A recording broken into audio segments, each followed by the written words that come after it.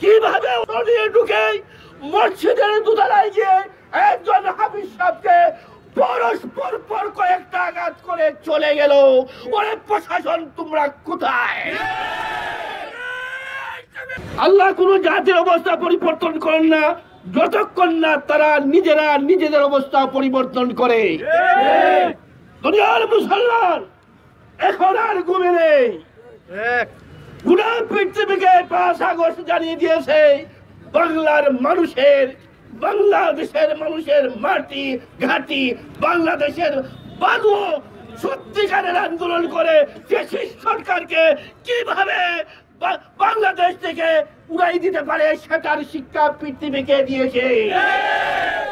আমরা শুধু জানিয়ে দিতে চাই যে এই মাদ্রাসা অত্র হবিগঞ্জের সুনামধন্য হুসাইন 50 বছরের ভিতরে এই মাদ্রাসায় এই ধরনের কলঙ্কজনক কোন ঘটনা ঘটে নাই।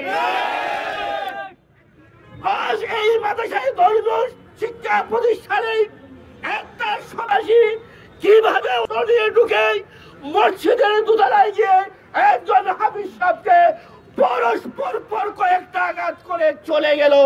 ওরে প্রশাসন, তোমরা কোথায়?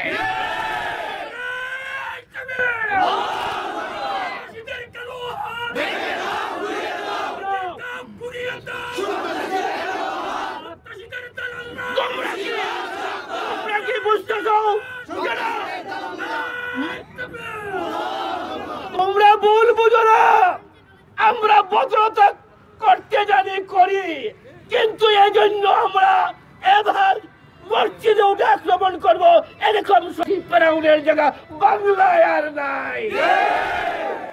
অবিলম্বে আপনারা সুবুদ্ধি খাটান, গ্রেফতার করুন, আমাদেরকে শান্তিতে থাকতে দেন, আপনারাও শান্তিতে থাকুন, নতুবা আরো দাঁত ভাঙা জবাব দেওয়া হবে। সবাই ভালো থাকুন, সুস্থ থাকুন, খুদা হাফেজ।